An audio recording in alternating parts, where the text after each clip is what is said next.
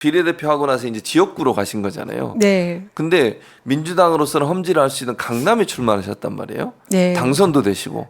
제가 그러니까 이 국회의원이라는 자리가 크게 중요하지 않다고 말씀드렸잖아요. 그러니까 비례대표를 하고 그 다음에 이제 대부분 지역구를 도전을 하잖아요. 그렇죠. 근데 이제 제 입장에서는 이 다시 비례대표하고 편안한 당선 가능한 가능성이 높은 지역에 제가 다시 지역구에 가서 도전을 하는 거는 저한테는 사실 아무런 의미가 없었습니다. 그래서 사실 정치를 하면서 제가 생각했던 세상을 바꾸는 일을 제대로 못했다는 그런 생각도 사실은 좀 들었고 제 자신이 좀 부끄러운 점도 좀 있었고요.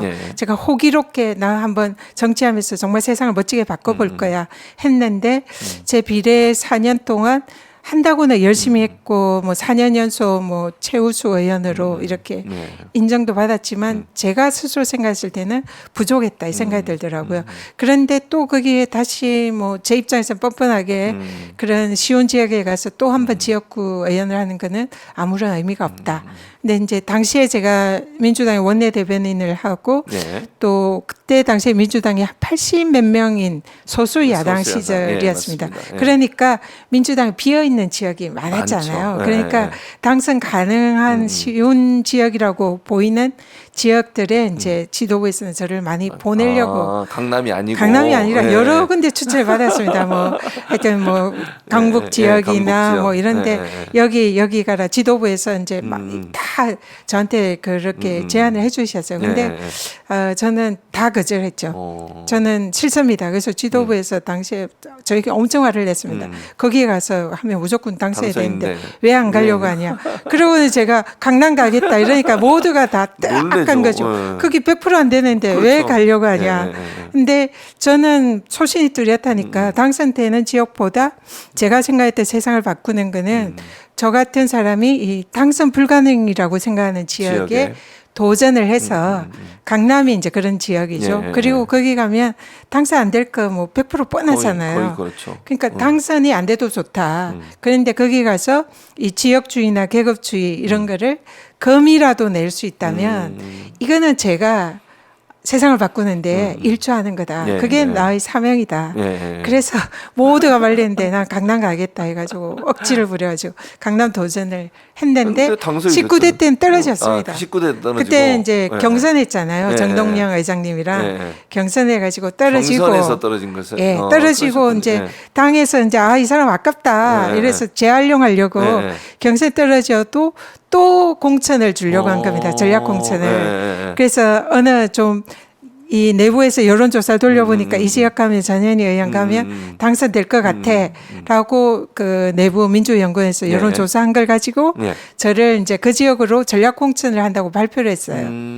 그래서 제가 그 발표를 받고 지도부에 전화를 받고 저는 그 지역에 출마하지 않겠습니다. 제가 강남에 도전한 것은 이런 의미가 있었는데 제가 그 소신을 버리고 당에서 또 공천 준다고 거기에 가서 당선된 데 무슨 의미가 있습니까? 하고 19대는 쉬었습니다. 그리고 20대 그럼 20대는 다시 강남에 도전을 해서 강남에 도전할 때도 또 많이 제안들이 많았죠. 이번에는 좀 쉬운 데 가서 당선되는 데 가서 해라.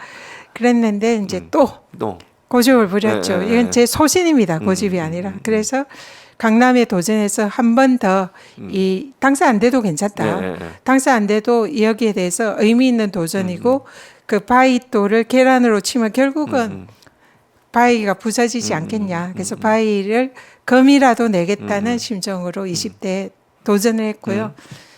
최선을 했는데 당선이 됐습니다. 그래서 그 당선 자체로 약간은 우리나라의 지역주의나 계급주의 이런 거를 깨는데 역할을 했다. 그래서 거기에 대해서는 좀 제가 자부심을 가지고 있습니다. 그러니까 전현 위원장님 제외하고 그럼 민주당 출신 분 중에 강남에서 당선된 분이 있으세요?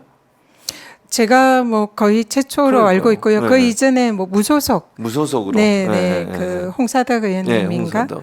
근데 그분은 나중에 또 보수적으로 가셨잖아요. 그러니까 그건 아닌 것 같고. 김영삼 아마 대통령님 그쪽 라인인 것 같습니다. 그러니까요. 그러니까 최초고 아직까지도 저는 그러니까 유일한 분이라고 생각을 하고 근데 그렇게 고집을 부리면서 본인의 정치적인 신념 이걸 계속 지키신 것도 대단하다는 생각이 들어요. 저는.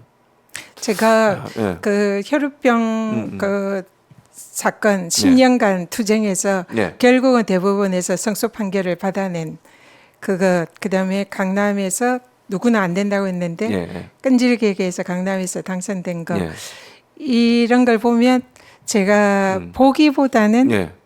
끝까지 그러니까요. 해냅니다. 맞아요. 독합니다. 그러니까요. 그런데 이제 그렇지만 제 외모나 예, 예, 예. 또 이런 걸 너무 보면 부드러우시잖아요. 좀 여리여리 보이고 네. 부드럽고 좀 뭐 조금만 건드리면 금방 이 무너질 거야. 감사원은 이렇게 예, 생각을 생각했을 한 것 거다. 같습니다. 예, 윤석열 정권이. 예. 그러니까 저를 잘못 본 거죠. 그래서 저희 그동안의 경력과 살아온 인생 역정을 보면 이번 윤석열 정권과 감사원의 앞으로의 그러니까 결말을 예측할 수 있다. 기대하셔도 될 것 그러니까. 같습니다. 그러니까 이제 그냥 그 말씀하신 것처럼 네. 이런 인생의 역정들이나 쭉 살아오신 과정을 모르면 진짜 이렇게 외형적으로 보여지는 것만 보면 대단히 부드럽고 그다음에 이제 뭐 약할 것처럼 느껴지는 부분이 있으니 그런 부분 때문에 실수한 거다 이렇게 말씀을 하시는 거잖아요. 저를 잘못 봤습니다. 그러니까 제가 속으로 무시무시한 사람이라는 걸 외유 내강. 아마 감사 자료 요청하고 예. 그리고 감사 착수하면 바로 제가 옷을 벗을 것이다. 그렇게 생각했겠죠. 생각을 했을 것 예, 같습니다. 맞아요. 실제로 그랬을 것 많은 기관장들이 예, 그 그랬었고요. 과정에서 예, 그만뒀거든요. 맞아요. 예, 예. 그래서 저도 아마 똑같이 그럴 거다 생각하고 무리한 감사를 했을 했는데, 거다 생각했는데 맞아요. 제가 그게 의외로 이제 끝까지 버티니까 예. 그 과정에서 무리를 맞아요. 범하고 불법을 범하고 예. 결국은 그게 자신들한테 불화살로 그렇죠. 지금 돌아가고 있는 것 거죠. 같습니다. 네, 맞습니다. 아휴, 그래서 사실은 지지자들이 전은희 위원장님을 더 응원하고 전은희 위원장님의 진가를 보는 것 같아요. 그러니까 예전에 그냥 권익위원장으로 계실 때는 그게 잘 모르잖아요. 외부에 있는 사람들은. 근데 이런 모습을 보면서 이제 그 윤석열 정부 들어선 이후에 꿋꿋하게 정말 법과 원칙에 따라서 대응하고 그다음에 대항하는 그런 모습이 이제 민주당 지지자들 입장에서는 대단히 그 박수 보낼 수밖에 없는 상황이지 않겠나. 왜냐하면 그런 면을 보기가 어렵잖아요. 지금 윤석열 정부와 대응해서 그렇게 막 적극적으로 싸우고 이런 부분들을. 그래서 그런 점에서는 위원장님 좋아하시는 것 같아요. 제가 볼 때는. 그래서 저도 네. 겁도 많고요. 마음도 여리고 별명이 울보였습니다. 그러셨군요. 네. 그래서 그럼에도 불구하고 이 불이라고 생각할 때는 저는 그런 게 제가 모르는 그런 힘, 분노, 예. 불의에 대한 저항 이런 게 저절로 솟아난 것 같아요. 그러면 제가 생각해도 정말 무서울 정도로 이렇게 변화하는 것 같습니다. 그러니까 그 아까 얘기했던 어린 아이들을 위해서 10년을 싸웠다고 하니 그게 이제 이해가 돼요. 어떤 마음이고 어떤 자세인지 삶을 대하는 충분히 이해됩니다. 저는. 자, 그러면 이제 시간이 사실은 다 됐는데 마지막으로 네. 한 가지만 더 질문을 하겠습니다. 궁금해하시는 분들이 많아서 그 라디오 인터뷰에서 지명직 최고위원 얘기가 나왔어요. 근데 거기서 이제 말씀하시기를 제안이 왔다라고 말씀을 하셨거든요. 그거 이제 궁금해하실 것 같아서 네.